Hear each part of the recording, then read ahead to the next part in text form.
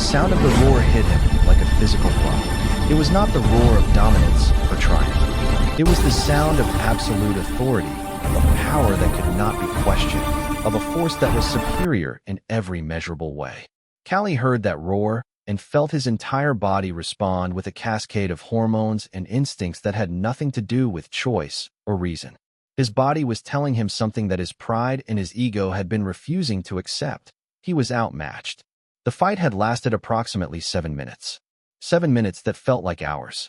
7 minutes during which Callie had put everything he had into combat, every ounce of strength, every skill that he had developed over his 5 years of life, every technique that he had learned in the years since he had separated from his mother's pride. And none of it had been enough. The rival coalition had arrived at dawn. 3 males, moving in formation, moving with the confidence of hunters who knew they were stronger than their prey. Callie had faced them with his own coalition, 2 males, himself included, and Jabari, his older brother, who was supposed to be the leader. But Jabari had taken one look at the 3 approaching males and had made a calculation about the odds. And then he had run. Callie had stood his ground. He had roared his defiance. He had charged forward to meet the attacking males. And for approximately 3 minutes, he had held them off. He had used his youth and his speed to compensate for being outnumbered. He had landed blows. He had drawn blood. He had made it clear that he was not going to go down without a fight.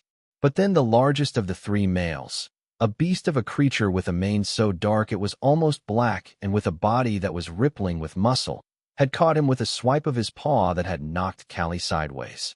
Callie had recovered and had charged again. And then the same male had caught him again, this time on the other side of his body. And Callie had felt ribs give way, had felt pain shoot through his body, had understood with absolute clarity that he was going to lose. The roar that came after that was the roar of victory. It was the sound of the rival coalition announcing their triumph to the entire Serengeti. It was the sound that said, "This territory is ours now. These lionesses are ours now. These resources are ours now. And you, young male, you are finished. My name is Callie. I am a 5-year-old male lion, which means I am in my physical prime. Or at least, I was in my prime this morning, before the fight. I am approximately 330 pounds of muscle and teeth and claws, and the particular kind of power that comes from being a predator in an ecosystem where predators are the dominant force. My mane is a rich golden color, not yet as dark as the mane of the older males, but getting darker each year. My body bears the scars of 5 years of life in the Serengeti, a network of marks from fights and hunts, and the constant negotiation of survival in a landscape where death is always an option. I had lived my entire life in this territory. I was born to a pride that controlled approximately 200 square kilometers of the Serengeti. I had grown up with my mother and my siblings, and with the coalition of males that protected the pride. I had watched my father, a magnificent male named Simba who had been one of the most powerful lions in the region, age and eventually lose his position to a younger coalition. I had watched the political power structures of the pride shift and change. And I had understood, from early in my life, that nothing was permanent. That power was always provisional. That today's strength could be tomorrow's weakness. But I had believed that I could maintain my position. I had believed that the territory that my coalition controlled, the territory that had been controlled by males for generations, was ours to keep. I had believed that my strength and my youth and my determination would be enough to defend what was ours. I was wrong. As I lay on the ground, feeling the impact of each blow that the rival males continued to rain down on my body, I understood something that most animals only learn through death. Defeat is not necessarily final, but it is absolute in the moment.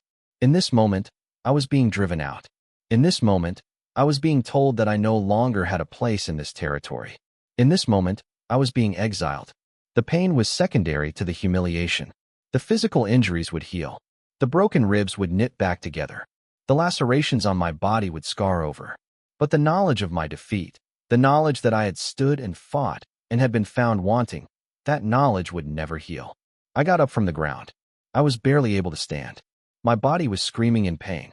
But I got up, and I did what every defeated male lion does. I ran. I had never been anywhere except the Serengeti. The Serengeti was everything to me. It was the landscape where I had been born, where I had learned to hunt, where I had learned to fight, where I had learned what it meant to be a lion. The territory that my coalition controlled was one of the most productive territories in the region. It stretched across approximately 200 square kilometers of grassland and acacia woodland. It contained water sources that were reliable throughout much of the year. It contained prey animals in abundance: wildebeest, zebra, buffalo, impala, warthog. It was a place where a lion could eat regularly, could find rest, could establish the kind of security that allowed for growth and development. The pride that inhabited this territory consisted of approximately 15 lionesses, ranging in age from very young to quite old. There were also a number of cubs, the offspring of various matings over the past several years. The pride was led by the lionesses themselves. The males, my coalition of 3, existed primarily to defend the territory and to mate with the females. This was the fundamental structure of lion society. The males were the defenders and the reproducers. The females were the hunters and the nurturers. I had always understood this structure. I had grown up with my mother and my sisters in the pride. I had learned to hunt by watching the females hunt. I had learned about the social dynamics of pride life by observing how the lionesses negotiated with each other, how they maintained their relationships, how they made decisions about where to move and how to hunt. When I was 3 years old, I had been forced out of the pride by the coalition of males that held the territory at that time. This was normal. Young males could not stay in their birth pride. They had to leave and establish their own territory or join with other young males to challenge for territory. I had left with my brother, Jabari, and another male named Simbo. We had spent 2 years on the fringes of the Serengeti, moving through marginal territories, learning to hunt on our own, learning to survive without the support of a pride. And then, when I was 5 years old, we had successfully challenged the aging coalition that held my current territory.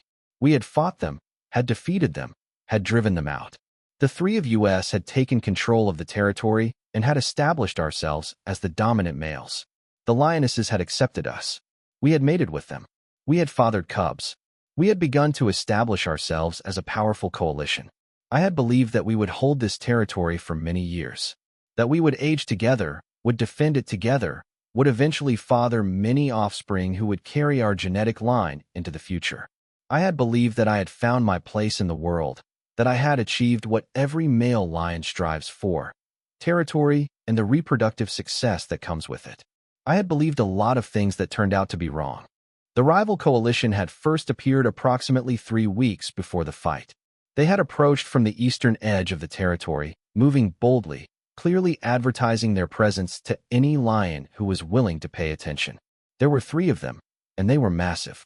The largest, the one who would eventually defeat me, was a creature of extraordinary physical power. His mane was dark and full, indicating high testosterone levels and physical health. His body was muscular and scarred, bearing the evidence of many fights.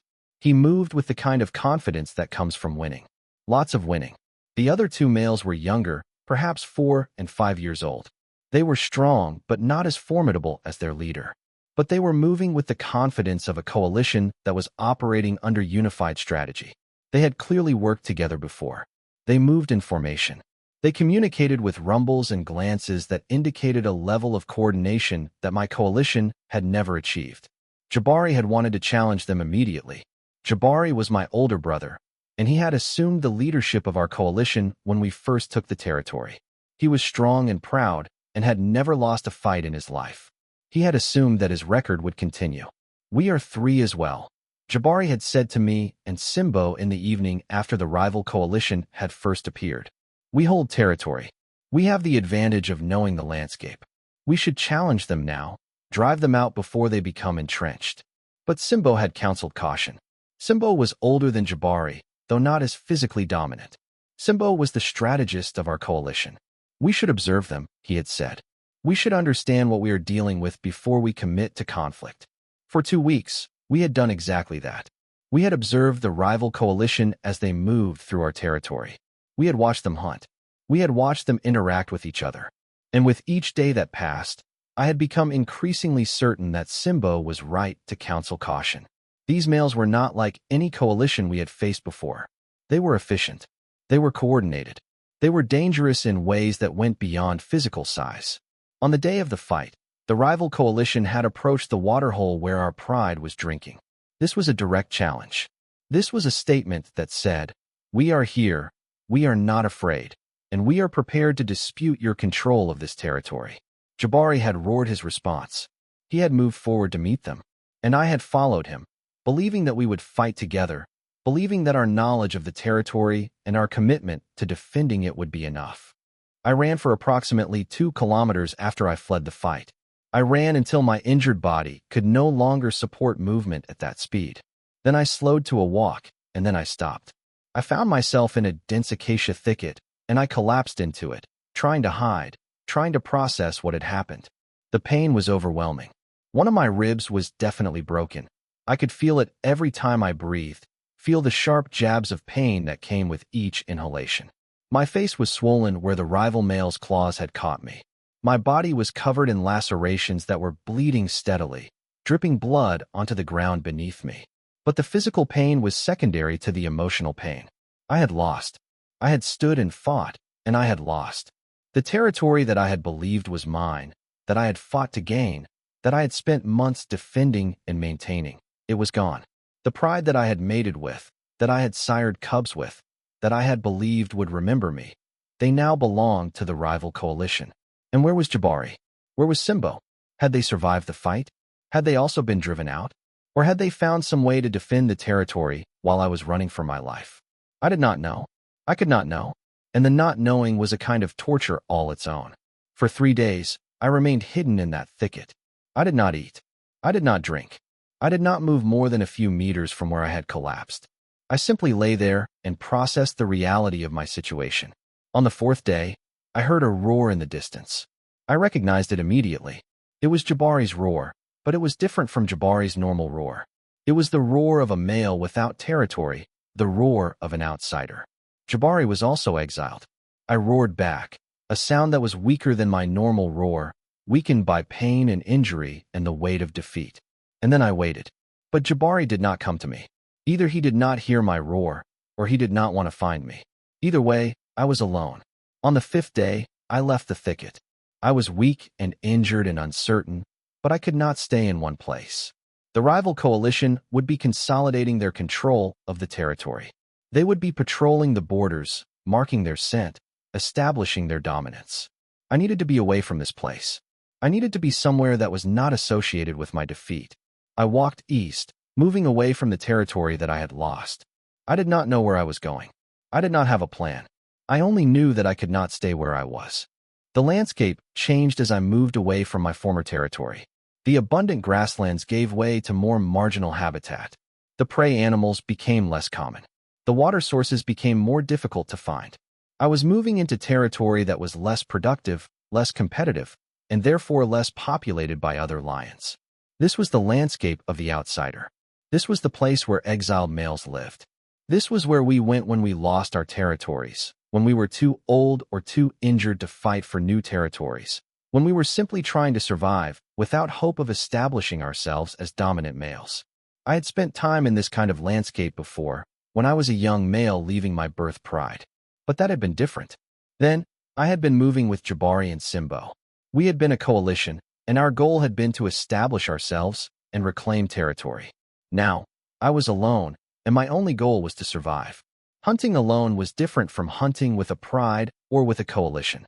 When hunting with pride, the lionesses would work together, coordinating their movements to surround and chase prey toward designated killers. When hunting with a coalition, I could help defend kills from other predators or other lions. But alone, I had to do everything myself. My first solo hunt was a disaster. I attempted to hunt a wildebeest, approaching from what I thought was a good angle of attack. But the wildebeest saw me long before I was in striking range, and it bolted. I chased it, but my injured body could not maintain the speed necessary to catch prey that was built for running. After a kilometer of pursuit, I had to give up, gasping for breath, my broken ribs screaming in pain with every movement. I spent that night without food. The hunger was intense, but it was not new to me. I had experienced hunger before. I knew how to live with it. The next day, I found a kill that a cheetah had made, a gazelle that was small, but that was better than nothing.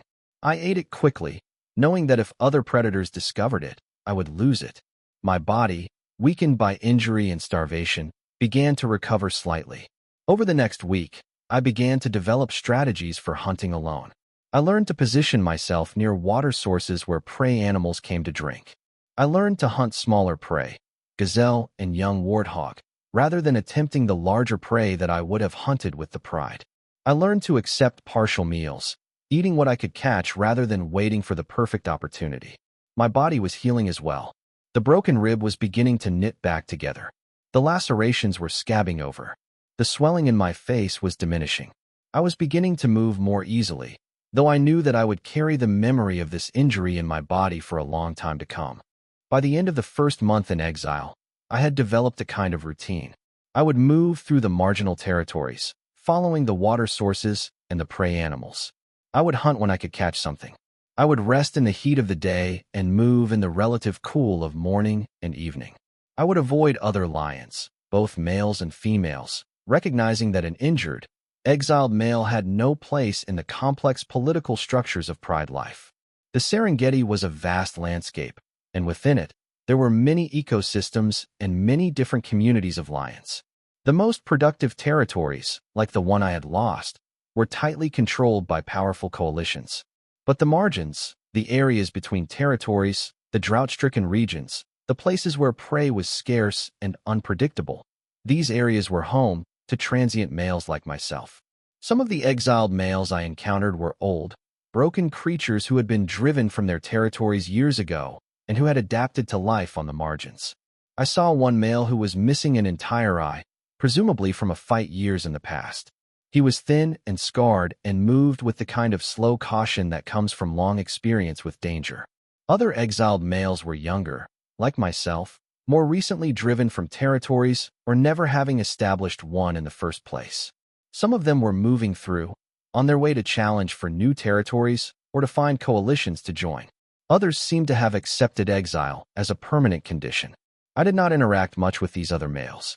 Lions are not naturally cooperative creatures. We tolerate each other under specific circumstances, during hunts when part of a pride, when defending territory as part of a coalition. But when we are alone and exiled, we tend to avoid each other. We have little to offer one another except the possibility of conflict. During this time, I began to notice something about my psychological state. The initial shock and pain of exile had begun to wear off. The sense of humiliation and defeat was still present, but it was becoming integrated into a new understanding of who I was. I was no longer the dominant male. I was no longer the defender of a territory. I was simply a lion, moving through the landscape, trying to survive.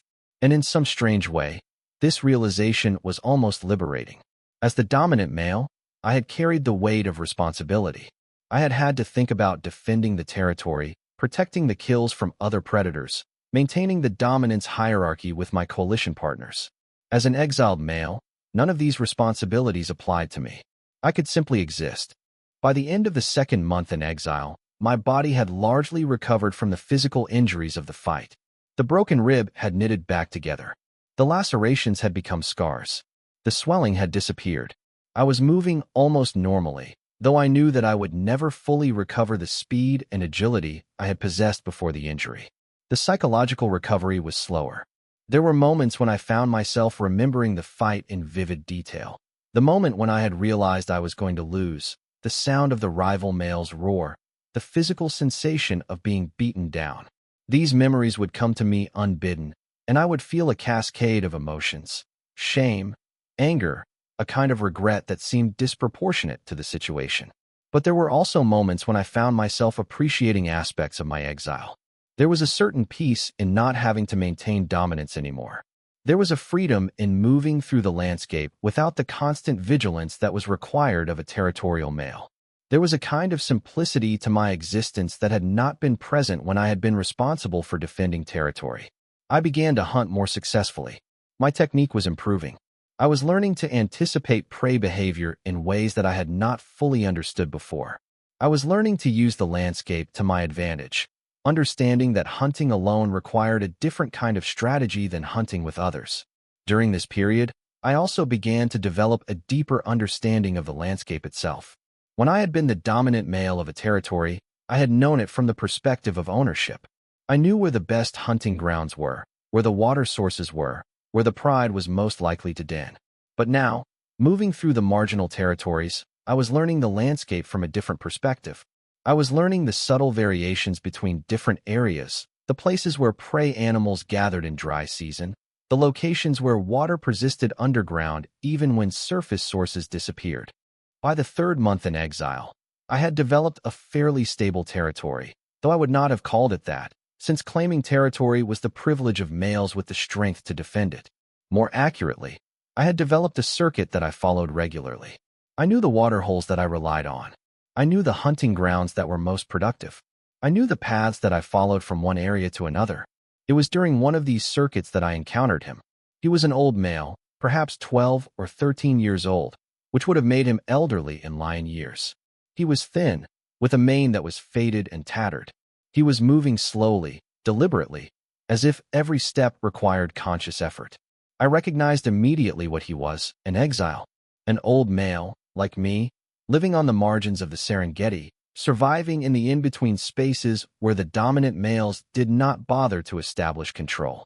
We saw each other across a dry riverbed. For a moment, neither of us moved. In lion society, these moments could go various directions. We could fight. We could ignore each other. We could establish some kind of understanding. The old male was the first to move. He simply lay down on the ground, a gesture that was clearly submissive, clearly non-threatening. He was telling me that he was not interested in conflict. I did not move. I stood where I was and watched him. And then, after what felt like a long time, but was probably only a few minutes, I also lay down. We remained in that position for perhaps 30 minutes. Neither of us spoke. We simply existed in proximity to each other, two exiled males, two creatures who had lost their territories and who were learning to survive in the margins. Eventually, the old male got up and walked away. I did not follow him, but the encounter had affected something in me. It had demonstrated that exile did not have to be completely isolating, that there was a possibility of connection even between creatures who had no reason to cooperate. By the end of the third month in exile, I had begun to develop a strange kind of peace with my situation. I was still in exile. I was still denied access to the territory that I had fought so hard to establish. I was still unable to mate regularly or to sire cubs. I was still living a life that was, by any reasonable measure, diminished compared to the life of a territorial male. But I was alive. I was healthy. I was learning to hunt and to survive in ways that I had not been forced to learn when I had been the dominant male of a productive territory. I was beginning to understand that there were different kinds of success, different kinds of achievement, different ways of measuring whether a life was meaningful or valuable. The Serengeti was a vast landscape, and within it, there were infinite variations of existence. The territorial males had their lives, with their struggles to maintain dominance, their reproductive success, their responsibilities to defend and protect. But the exiles also had their lives, with their own challenges and their own forms of freedom. I was not happy about my exile. I would not have chosen this life if I had been given the option. But now that I was living it, I was beginning to understand that it was not necessarily a terrible life. It was simply a different life. During this period, I began to spend more time observing the landscape and the animals that inhabited it. I watched herds of wildebeest migrate across the grasslands. I watched zebras move in their family groups. I watched the birds of the Serengeti, the insects, the small creatures that made up the ecosystem. I was beginning to develop a kind of humility about my place in the landscape, beginning to understand that I was not the most important thing in this world, that the Serengeti did not revolve around my success or failure. By the moment that marked 1 year after my exile began, the seasons had cycled around once. I had experienced the dry season and the wet season. I had hunted through the abundance of the rainy period and through the scarcity of the drought. I had adapted to changing prey availability. I had learned to anticipate the patterns of animal movement. I was different than I had been 1 year ago. My body bore new scars. My mane had become fuller and darker with age, though I knew I would never achieve the dark, full mane of the most dominant males. My hunting skills had improved significantly. My understanding of the landscape had deepened. My emotional wounds, the shame and humiliation of my defeat, had begun to fade into a kind of acceptance. I had also encountered other exiled males. Not regularly, but occasionally. We would see each other across distances and would acknowledge each other with slight nods, or simply by maintaining respectful distance. There was a kind of silent community among the exiles, a recognition that we were all going through a similar experience, all learning to live with the reality of our diminishment. During this second year of exile, something began to change in how I thought about my life. I had spent so much of my early life pursuing dominance, pursuing the achievement of territorial control. Every action I took had been oriented toward that goal. Every hunt was in service of building my strength so that I could defend or gain territory. Every social interaction was about establishing my position in the hierarchy. But now, with that goal seemingly impossible, or at least indefinitely postponed, I was forced to find meaning in other things. I found meaning in successful hunts. I found meaning in understanding the landscape more deeply. I found meaning in the simple act of survival, day after day, in a landscape that was not easy and that did not owe me anything. By the middle of my second year in exile, something significant had changed in my understanding of who I was. I was no longer primarily thinking of myself as an exiled male, as a creature who had lost territory and who had been humiliated in battle. I was still aware of these facts, but they were no longer the central organizing principle of my identity. I was simply a lion. I hunted. I rested. I moved through the landscape. I survived. These things were no longer meant to an end. They were ends in themselves. The landscapes where I spent my time had become familiar. There was a particularly dry riverbed where I often rested during the heat of the day because it provided good shade and good visibility of the surrounding area. There were several water holes where I could reliably find water and where I had learned the patterns of prey animals that came to drink. There were open grasslands where hunting was often productive, and there were wooded areas where prey animals sought shelter. I had learned the names and territories of the various prides that controlled the main sections of the Serengeti. I knew which coalitions were strong and which were weakening with age. I knew which territories contained abundant prey and which were struggling. But this knowledge was informational rather than personally relevant. I was not trying to challenge any of these territories. I was not trying to reclaim what I had lost. I was simply aware of the larger landscape and the various communities that inhabited it. During this period, I also began to develop relationships with specific animals, though relationships might be too strong a word. There was a particular group of elephants that occasionally moved through the areas where I hunted. They seemed to recognize me as the same individual, and they tolerated my presence in ways that they might not have tolerated the presence of other lions. Whether this was because I posed no threat to them, the matriarch was certainly larger and more powerful than I was, or whether they had simply become accustomed to me, I could not determine. There was also an old hyena that I encountered regularly near one of my favorite water holes. We had never fought over kills or territory. We had simply maintained a respectful distance from each other, acknowledging each other's right to exist in that space. This was not friendship. Lions and hyenas were not friends, but it was a kind of peaceful coexistence. By the end of my second year in exile, I was beginning to notice subtle changes in my body. My movements were still strong and capable, but they were not quite as effortless as they had been. My mane was full and impressive, but I was aware that I was beginning to age. The testosterone levels that had driven so much of my behavior in my younger years were beginning to decline. More significantly, I was becoming aware of my own mortality in ways that I had not been before. When I had been a young, dominant male, I had felt invincible. I had believed that I would remain powerful, that I would hold territory for many years, that I would eventually fade gradually rather than suddenly. But now, living on the margins, I was seeing daily evidence of the fragility of life. I had encountered the corpses of animals that had been killed by predators, by disease, by starvation. I had seen lionesses losing cubs to malnutrition. I had seen the old male exiles disappearing, presumably dying of age or injury or starvation. I was aware that I had perhaps 15 to 20 years left in my life, if I was fortunate. Some of those years might be lived as an exile. Some of them might be lived with increasing physical decline. But whatever years I had, they would be finite. They would end. And when they ended, my body would become part of the landscape, would be consumed by scavengers, would return to the earth. This awareness, rather than disturbing me, had a kind of calming effect. If I could not achieve the ultimate goals of a lion, territory, reproductive success, dominance, then perhaps those goals did not matter as much as I had believed. Perhaps there were other ways to measure a life. By the 18th months of my exile, something unexpected happened. I was moving through an area that was relatively close to my old territory, and I caught a scent that I recognized immediately. It was one of the lionesses from my old pride. She was aging, and her scent was different than I remembered it, but it was unmistakably her. I followed the scent, and it led me to a small group of lionesses who were resting in the shade of an acacia tree. Among them were females I recognized from my old pride. But there were also new lionesses, females that had not been present during my time as the dominant male. And scattered among them were cubs, half a dozen of them, ranging in age from very young to nearly grown. Some of these cubs were likely mine.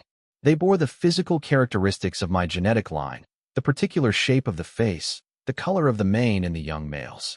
I could have approached them. I could have announced myself to the pride. But I did not. Instead, I remained hidden and watched from a distance. The pride seemed content. They were well fed, based on their body condition. They were resting comfortably in the shade. The young cubs were playing with each other, practicing the behaviors that would eventually make them effective hunters or defenders. The lionesses were interacting with each other in the easy, familiar ways of a stable social group. But the dominant males were not visible. The rival coalition must have been off hunting or patrolling the territory. They might have been establishing their control elsewhere in the landscape. I did not feel the surge of rage or shame that I had expected to feel when returning to my old territory. Instead, I felt a kind of wistfulness. This had been my pride. I had mated with these lionesses. These cubs might carry my genetic material into the future. But I was no longer part of this community. I was no longer relevant to their lives. After watching for perhaps an hour, I turned and walked away. I returned to the marginal territories where I had been living, and I did not revisit my old territory again. After the encounter with my old pride, something shifted in my understanding of what had happened to me. I had been exiled. That was a fact. I had lost territory and status and reproductive opportunity. These were also facts. But what I was beginning to understand was that exile itself was not necessarily a tragedy. It was simply a different configuration of life. The pride would continue without me. The lionesses would continue to hunt and to raise cubs. The dominant coalition would continue to defend the territory. New males would eventually challenge and would either succeed or fail in their attempts to gain control. The cycles of life in the Serengeti would continue, and my presence or absence would make little ultimate difference. But my life mattered to me. The experiences I was having, the landscape I was learning, the slow development of understanding about who I was and what kind of life was possible for me. These things mattered. They had value, even if they did not result in territory or reproductive success or dominance. During this period, I also began to feel a kind of gratitude for aspects of my exile that I had previously experienced only as loss. I was grateful that I did not have the burden of defending territory anymore. I was grateful that I did not have to engage in constant conflict with rival coalitions or younger males challenging my position. I was grateful that I could move through the landscape without the constant vigilance that dominance required. I was also becoming aware that the landscape itself was a kind of teacher. It was showing me, day after day, that there were many ways to be a lion, many ways to measure success and achievement. The territorial males had one kind of life, but the exiles had another kind of life, and it was not necessarily inferior. It was simply different. By the end of the 2.5 years in exile, I had established a kind of equilibrium. I had a circuit that I followed regularly. I had learned the seasonal patterns of prey movement. I had developed a body that was capable of supporting myself through successful hunting. I had accepted my position in the landscape as an exile, as a marginal male, as a creature who did not hold territory, but who was capable of surviving without it. My body had fully recovered from the injuries of the original fight. The scars remained, but they were no longer sources of pain or limitation. They were simply part of who I was now. I had also become more skilled at finding kills left behind by other predators. I would observe where lions had hunted and would follow them, waiting for them to leave their kills before I would approach to feed on the remains. This was not an ideal source of nutrition, but combined with my own hunting, it was sufficient to keep me healthy and strong. I had also begun to develop a kind of wisdom about the landscape that went beyond simple survival knowledge. I was learning to read the subtle signs that indicated where prey animals would be moving in the coming days or weeks. I was learning to understand the interconnections between different animals and plants and water sources. I was learning to exist within the ecosystem rather than trying to dominate it. The pain of my exile had become dull. It was still present. I did not pretend that losing my territory had been anything other than a significant blow. But the acute sting had faded. The shame had transformed into something more like a scar, still visible if you knew where to look, but no longer a source of constant, overwhelming emotion. I was hunting more regularly now. My techniques had become refined. I understood which prey animals were most vulnerable during which seasons. I knew where to position myself for the highest probability of success. I had learned that hunting alone was not just about strength and speed, but about intelligence and patience. I had learned to wait for opportunities rather than to force them. My relationship with the landscape had also changed. When I had been a territorial male, the landscape had been something to be controlled, to be marked with my scent, to be defended against intruders. Now, the landscape was something to be understood, to be lived within, to be accepted on its own terms. I was learning that the landscape did not belong to me. I belonged to the landscape. During this period, I also began to spend time simply observing. I would lie in the shade during the heat of the day and watch the movements of other animals. I would observe how prey animals organized themselves, how they responded to different threats, how they navigated the challenges of survival in the Serengeti. This observation was not motivated by any desire to dominate or to hunt more efficiently. It was simply driven by curiosity, by an interest in understanding the world around me more deeply. I was also becoming aware of my own aging process. I was 5.5 years old now, which was not elderly for a lion, but it was definitely moving beyond the peak of youth. My movements, while still powerful, were no longer quite as effortless as they had been. My body bore the accumulated effects of years of living as an exile, scars from various encounters, the old injuries from the original fight that never quite fully healed, the wear and tear of constant hunting and moving and surviving. But there was something in this aging process that I found acceptable. I was not afraid of aging the way that younger males often were. Age seemed to bring with it a kind of wisdom, a kind of understanding that youth could not provide. I was learning to value things that younger lions might dismiss as unimportant. The pleasure of a successful hunt, the satisfaction of understanding the landscape more deeply, the peace that came from acceptance. By the middle of my 3rd year in exile, I encountered Jabari, my brother, the male who had abandoned me during the fight and who had been exiled just as I had been. I did not recognize him at first. He was thinner than I remembered, and his mane had become lighter with age. But when he roared, I knew immediately who he was. I knew the particular tone of his roar, the specific pattern of his vocalizations.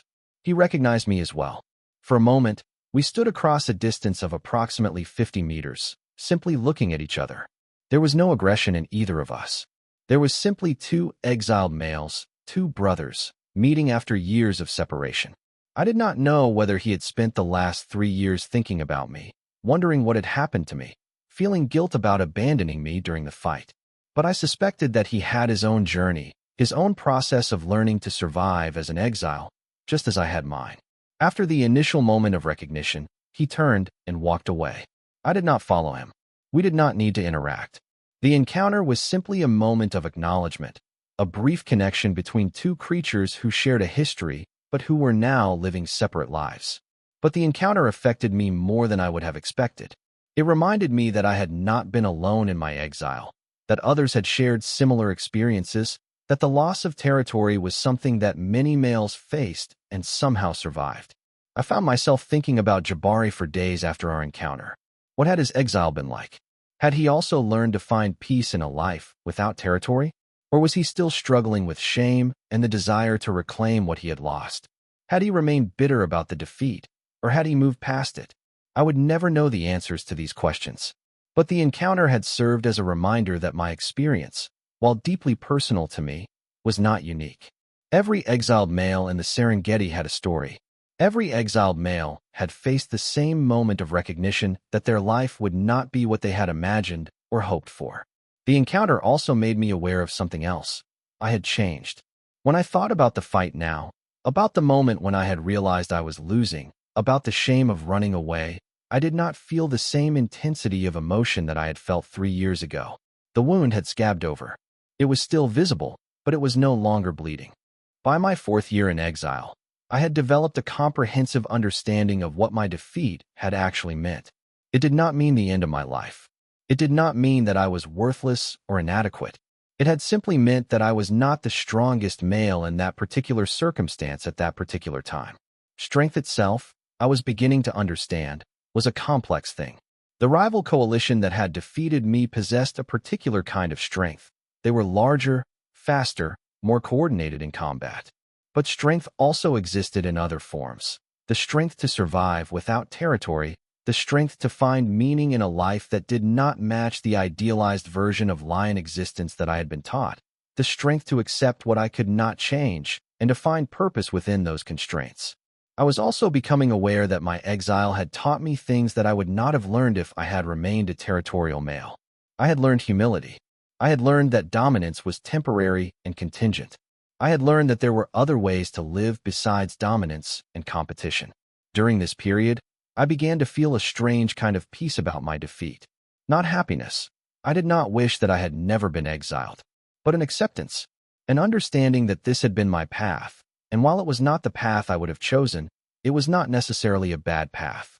I had also begun to appreciate aspects of exile that I had previously resented. I did not have to constantly defend territory. I did not have to engage in aggressive posturing with other males to maintain my position. I did not have to live in a state of perpetual tension, always aware that my dominance was provisional and could be challenged at any moment. The territorial males that I occasionally observed from a distance seemed to be living in a state of constant stress. They were always vigilant. They were always ready for the next challenge. They were always aware that their position was contingent on their continued ability to defeat rivals. By contrast, my life as an exile, while lacking the reproductive success and status of territorial males, had a kind of ease to it. I hunted when I needed to eat. I rested when I was tired. I moved through the landscape according to the patterns that I had learned, and that made sense to me. There was very little stress in this kind of existence. I was also becoming aware of the way that my defeat had changed my understanding of mortality. When I had been young and strong, I had believed that I would live for many years, that I would eventually age gradually, and would have time to prepare for my declining years. But the defeat had shown me that life could change drastically in a single moment. I could lose everything that I had fought so hard to gain in the span of a single day of fighting. This awareness had made me more present in my daily existence. I was not spending my time worried about the future or regretful about the past. I was simply living, day by day, in the present moment. By my 5th year in exile, I was beginning to show visible signs of aging. My mane, which had been in its full, dark prime during my years as a territorial male, was beginning to lighten. The darker hair was being replaced by lighter, sometimes grayish hair. My movements, while still strong, were no longer quite as fluid or efficient as they had been. I could feel the effects of age in my joints, in the slight stiffness that came with waking in the morning, in the way that long hunts were more exhausting than they had been in previous years. I was aware that I was entering the final chapters of my life, that my years of strength and capability were beginning to be behind me rather than ahead of me. But this did not depress me as much as I would have expected. I had made peace with my exile. I had learned to find meaning in my daily existence. I was content with the way I was living. During this period, I occasionally encountered younger males, exiles like myself, or territorial males passing through the marginal areas. Some of the younger exiles seemed to view me with a kind of respect. I was an old male who had survived many years in the marginal territories. I had learned things that they were still in the process of learning. Occasionally, one would follow me as I hunted, seemingly trying to learn my techniques. I did not encourage these interactions, but I did not discourage them either. If a young male wanted to learn how to hunt as an exile, there was no harm in allowing him to observe my methods. Perhaps the knowledge that I had accumulated would be useful to him. Perhaps the lessons that I had learned about surviving without territory would help him navigate his own exile more successfully. I was also noticing that my role in the landscape was changing. I was no longer primarily a threat. I was no longer primarily a competitor for resources. I was becoming something more like a presence, a familiar creature that moved through the landscape in predictable patterns, that hunted regularly, that had become integrated into the ecosystem in a way that was different from my role as a young male. The prey animals seemed to recognize me. They knew to be cautious when I was hunting. But they also seemed to understand that I was just one of many predators in the landscape, that I was not trying to eliminate them entirely, that there was a kind of balance between my hunting and their survival. I was also becoming aware of how little I needed in order to be content. A successful hunt, a comfortable place to rest, water to drink, the company of other creatures, even if that company was somewhat distant. These simple things were enough. These simple things constituted a good life. By my 6th year in exile, I had arrived at a place of deep understanding about what my life had become and what it meant. I had spent my youth pursuing dominance. I had fought hard to establish territory. I had mated and fathered cubs. I had experienced the triumph of defeating a rival coalition and claiming the right to control a territory. But all of that had been taken from me. The territory that I had fought so hard to gain had been lost in a single day of fighting. The pride that I had dominated had moved on to accept new males. The cubs that I had sired were growing up under the protection of the rival coalition. And I survived. I had learned to live without any of those things. I had discovered that territory and dominance were not necessary for life to have meaning. I had learned that there were other forms of achievement, other ways of measuring whether a life had been well lived. The irony was that this understanding, this wisdom that I had gained through exile and loss, would never be shared with the territorial males. They would continue to pursue dominance and continue to believe that territory and reproductive success were the ultimate measures of achievement. They would continue to live lives that were, in many ways, more driven by conflict and stress than mine. But I did not feel superior to them because I had learned this lesson. I felt grateful that I had been exiled, because exile had forced me to learn something that I would never have learned as a successful, dominant male. Grateful that I had been forced to adapt, to change, to transform my understanding of what it meant to be a lion and what kind of life was worth living. I was also aware that my wisdom had been purchased at a cost. The cost had been my territory, my status, my reproductive success, the life that I had wanted to live. But the cost had also purchased something valuable, a kind of peace that I could never have achieved as a territorial male locked in constant competition and conflict. The landscape was vast and complex, and within it, there were infinite variations of lion existence. The territorial males lived lives of constant tension and competition. The exiled males like myself lived lives of freedom and solitude. Neither was objectively better than the other. They were simply different. They offered different challenges and different rewards. I had spent my exile learning to find the rewards in my particular form of existence. I had learned to appreciate the hunt not as a means to an end, maintaining dominance, feeding a pride, but as an end in itself. I had learned to appreciate the landscape not as something to be controlled, but as something to be lived within and understood. By the moment that marked exactly 6 years since my defeat and exile, I found myself resting in the same dense acacia thicket where I had hidden after the initial fight. 6 years had passed. My body had changed. My mane was now distinctly lighter, showing the gray of age. My movements were still capable, but no longer had the explosive power of youth.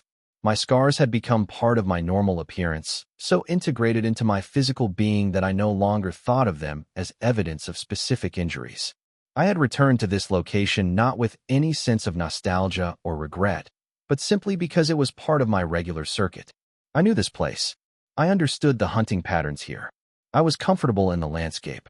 As I lay in the shade of the acacia, I found myself reflecting on the 6-year journey since my exile began. My name was still Callie. I was still a lion, still a creature designed by evolution and genetics to be a hunter and a fighter. But I was no longer the young male who had believed that territorial dominance was the only measure of success. The Serengeti was vast and complex, and within it, there were infinite variations of lion existence. The territorial males lived lives of constant tension and competition, always defending their position, always watching for threats, always fighting to maintain what they had gained. These lives had their own meaning and purpose, and I did not disdain them. But the exiled males like myself lived different kinds of lives. We lived with a kind of freedom that the territorial males could never experience. We could move through the landscape without the burden of defending it. We could hunt for ourselves without the obligation to feed a pride. We could exist simply for the sake of existing. I had spent my exile learning to hunt in new ways, learning to read the landscape with greater depth and sophistication. learning to find meaning in survival itself rather than in the achievement of dominance. I had learned that defeat was not the end of everything, that loss could be survived, that life could continue in forms that were unexpected and strange, but that were nevertheless valuable. The rivalry coalition that had defeated me 6 years ago was still in control of my old territory. I had no desire to challenge them. I had no desire to reclaim what I had lost. The territory belonged to them. They had fought for it and had defended it. If and when they were defeated, and they would eventually be defeated by younger, stronger males, the territory would pass to their successors. But I would not be one of those successors. I had moved on. I had accepted my exile. I had learned to build a meaningful life from the fragments of what remained after the loss of territory and status. The pain of my defeat had transformed into something else. It had become the foundation of my understanding. It had become the reason that I understood the landscape the way I did. It had become the cause of the wisdom that I had accumulated. I was no longer a dominant male. I was no longer defending territory or mating with pride females or experiencing the triumph of successful predation in coordination with a coalition. I was simply a lion, moving through the Serengeti, hunting when I was hungry, resting when I was tired, existing day after day in the margins of a landscape that no longer recognized me as important or powerful. And I had discovered something unexpected. This life, this exile, this diminished existence was not necessarily worse than the life I had lived before. It was different.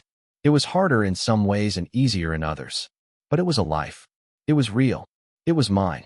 Lying in the acacia thicket as the sun began to set over the Serengeti, casting long shadows across the golden grasslands, I felt a kind of peace. Not happiness. That was too strong a word, and it suggested a superficial contentment that did not match the depth of my understanding. But acceptance. A deep, embodied acceptance of what my life had become. The Serengeti would continue after me. The territorial males would continue to compete for dominance. The exiled males would continue to survive in the margins. The prey animals would continue to move through the landscape in their ancient patterns. The ecosystem would continue to function, maintaining its delicate balance of predator and prey, strength and weakness, life and death. And I would continue, for as long as my body held out, to move through this landscape, to hunt when I could, to rest when I needed to exist as a lion exists when territory and dominance are no longer possible. The defeat that had seemed so catastrophic 6 years ago had become, in the end, just one more chapter in a life that was far more complex and interesting than I could have imagined in my youth. The exile that had seemed like an ending had become, instead, a beginning. A beginning of a different kind of life, lived in different ways, but no less valuable for being different. Survival isn't about returning to what was. It's about building something new from what remains. This was the wisdom that I had gained through my exile, not through words or teaching, but through lived experience. Day after day, hunt after hunt, season after season, I had learned to build something new from the fragments of my old life. I had learned to find meaning in what remained. I had learned to accept that the life I had lost was gone, but that the life I now had was worth living. I was Callie, an exiled lion, and I was at peace. Moral message: the life you didn't choose can still be the life worth living.